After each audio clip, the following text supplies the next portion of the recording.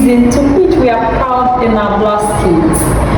Captain Ibrahim Traore, Assimi Goita, and Abdurrahman Chiani have done it again. They have injected $5 million to boost their security in their respective countries. This is what we call leadership.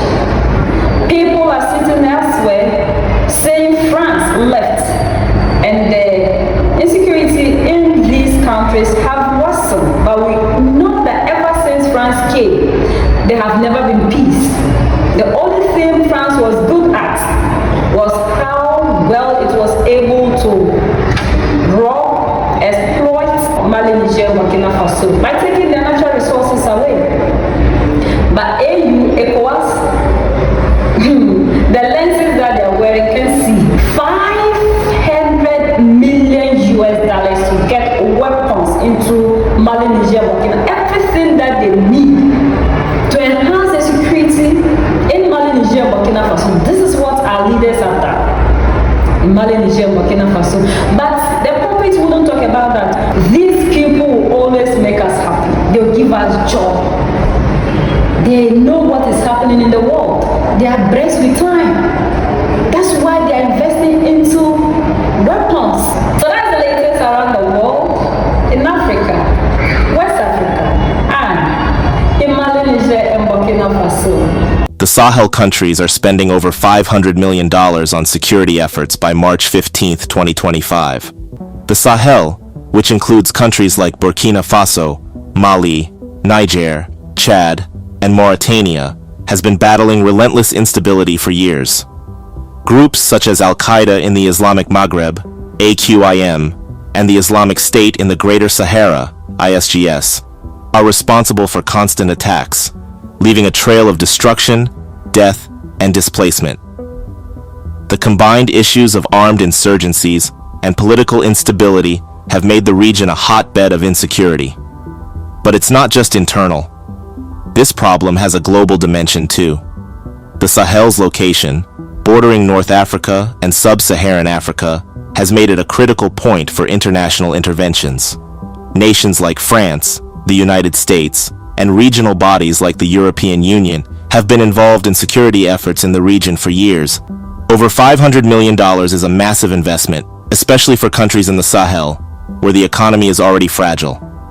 But what exactly will this money go toward? Counterinsurgency operations. This is probably the most obvious one.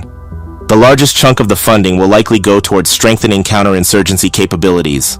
This includes the acquisition of advanced military equipment, drones, and surveillance technology to combat the armed groups operating in remote areas. Security forces in the Sahel need to improve their ability to identify and neutralize threats before they escalate. With these funds, expect to see a ramp-up in intelligence operations and joint military efforts. Capacity building for security forces. One critical area that is often overlooked is the training and professionalization of local security forces. For too long, Sahelian militaries have been underfunded, undertrained, and often outmatched by insurgents who are well-armed and organized. Part of this funding will go toward training local soldiers and police to handle modern-day security challenges. This is where the international community comes in, as foreign countries like Russia and China are expected to help with military training and strategic planning. Border control measures. The Sahel region is notorious for its porous borders. Insurgents and arms traffickers have taken advantage of these unguarded entry points to wreak havoc across multiple countries. Strengthening border security is essential to prevent the free movement of insurgents and criminals. Expect a portion of the funds to be allocated toward installing modern border surveillance systems and establishing outposts in strategic locations. Community engagement programs. Counter. Insurgency is not just about guns and soldiers, it's also about winning the hearts and minds of the local population. The Sahel governments plan to invest in programs that empower local communities to be more involved in their security. For example, youth employment initiatives and community policing programs will help to reduce the pool of potential recruits for insurgent groups. Economic development and stabilization. Security and development are two sides of the same coin. To tackle insecurity effectively, Sahelian states must address the root causes, such as poverty, unemployment, and lack of education. A portion of the funding will be channeled into infrastructure projects, including building schools, healthcare centers, and roads, particularly in rural areas where extremist groups often gain a foothold. As one security expert said, "If you don't develop the regions, you leave a vacuum that insurgents will fill." The region's geographic vastness and the complexity of its conflicts make security operations incredibly expensive. Countries like Mali and Burkina Faso spend nearly 20% of their annual budgets on defense. The Sahel region isn't just relying on internal efforts. International players are heavily involved. For example, the European Union has pledged hundreds of millions of euros for the region. The United Nations also plays a key role through the United Nations Multi-Dimensional Integrated Stabilization Mission in Mali, MINUSMA. Despite all this international support, challenges persist. Critics argue that foreign involvement sometimes lacks coordination with local governments and communities, making the operations less effective.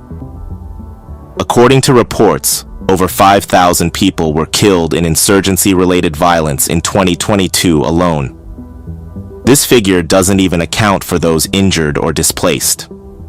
Over 2.9 million people have been forced to leave their homes, and many of them are now living in refugee camps with limited access to basic necessities like food, clean water, and healthcare. The psychological impact on the region's youth is also profound. Young people in the Sahel have grown up in an environment where conflict is the norm, not the exception.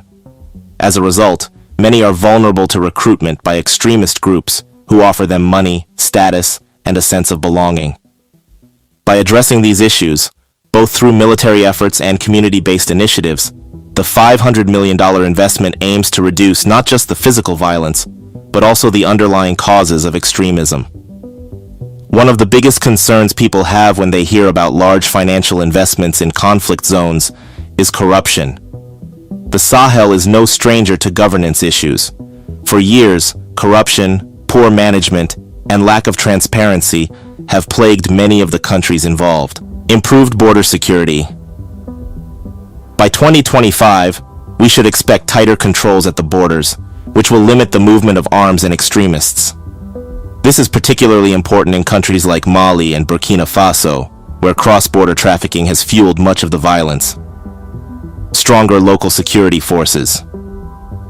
The military training programs funded by this investment should yield more capable and professional security forces that are better equipped to handle the threats they face. This means fewer losses in battles and more strategic victories. Community-based successes. If the community engagement programs work, we could see fewer young people being drawn into extremist ideologies.